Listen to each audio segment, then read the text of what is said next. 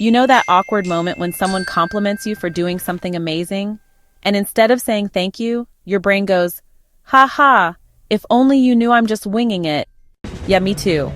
I mean, let's be honest, sometimes I feel like life is just a long con where I've convinced people that I know what I'm doing, when in reality I'm basically holding everything together with duct tape, caffeine, and a YouTube channel. But apparently this feeling of being a complete fraud, despite evidence of success, has a name.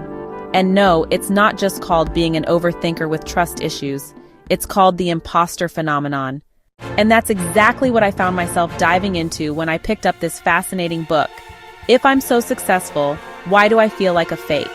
It's written by Joan C, Harvey and Cynthia Katz, and let me tell you, they take this whole feeling like a fraud thing to the lab, poke it with a stick, and explain why so many of us, high achievers, hard workers, over-preparers, secretly believe we're one bad day away from being exposed as total fakes.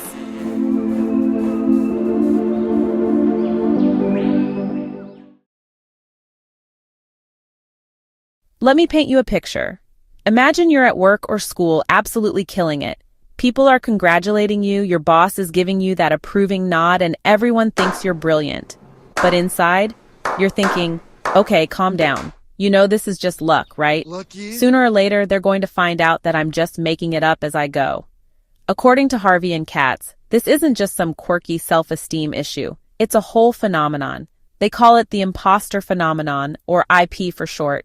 And it's like a mental shadow that follows you around whispering, you're not good enough, no matter how much you achieve.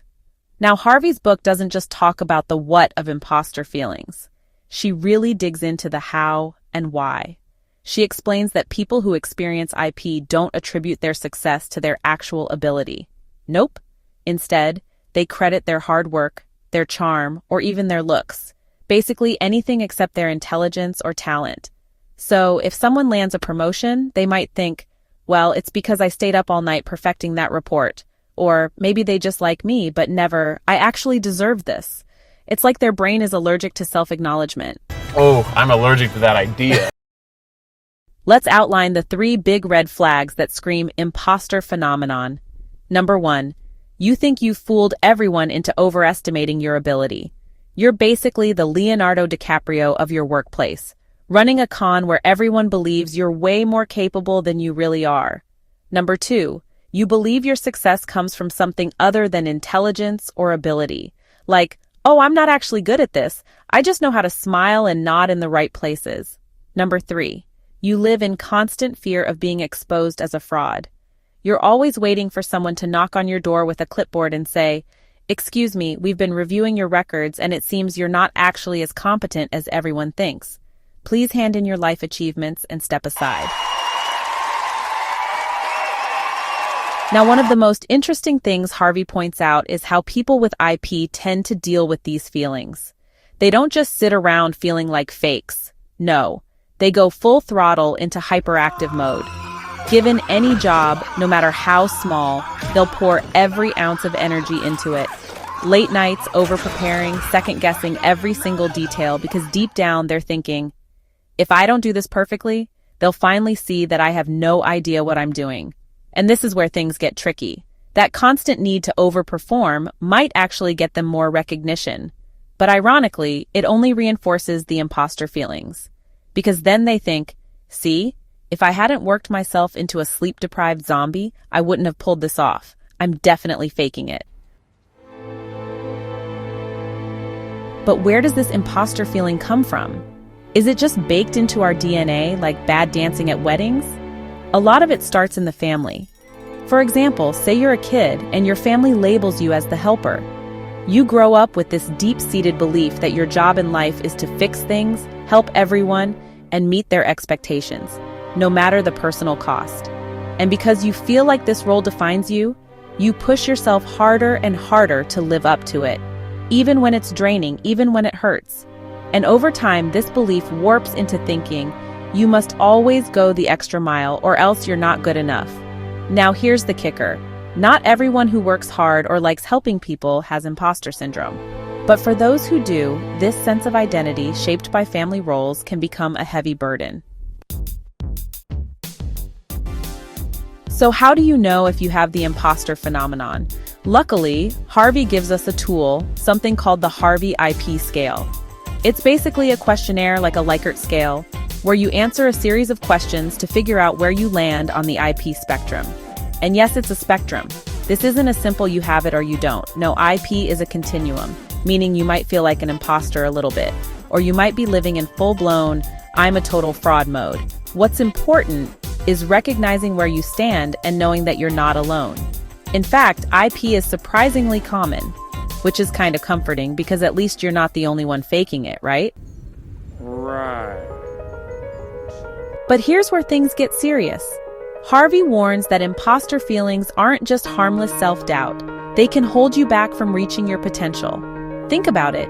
If you're constantly second-guessing yourself, if you believe you're just lucky and not actually good, how likely are you to chase bigger opportunities? Or take bold risks?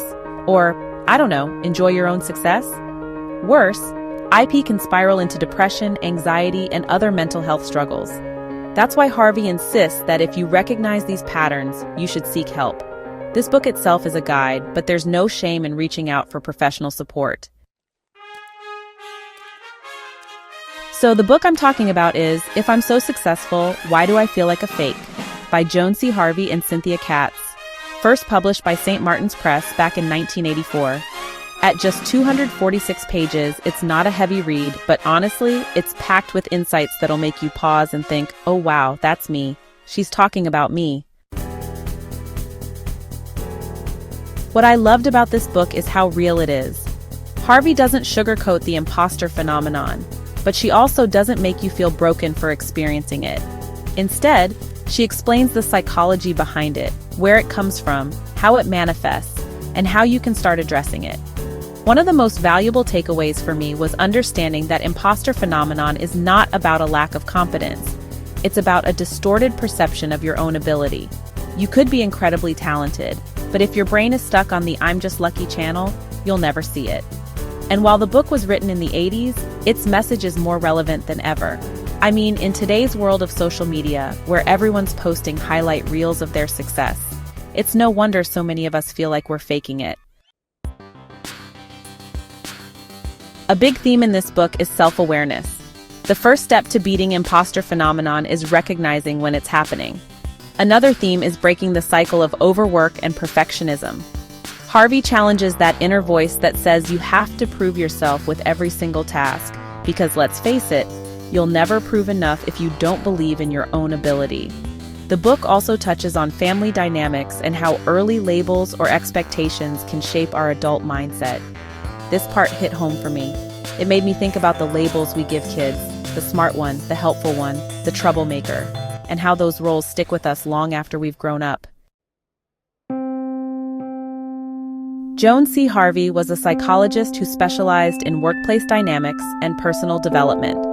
Together with Cynthia Katz, she wrote this book to shed light on an experience that so many high achievers quietly struggle with but rarely talk about. If you've ever felt like you're just one slip up away from everyone discovering that you're a fraud, even when all evidence points to the fact that you're not, then this book is for you. I'll be honest, I saw myself in these pages more than once. But the good thing is, Harvey gives you the tools to start challenging that imposter voice and hopefully to recognize that your success isn't some cosmic accident, you earned it. Hey, thanks so much for hanging out with me today. If you're interested in diving deeper into this book, I've left some links down in the description. You can use it to grab yourself a copy and keep the adventure going. And if you're in the mood for more great reads, don't go just yet. Click on one of the videos popping up right now that I think you'll love. And don't forget to give this review a like, leave a comment, or even subscribe if you'd like to see more. Every bit of support helps us grow this little community of book lovers. See you in the next one.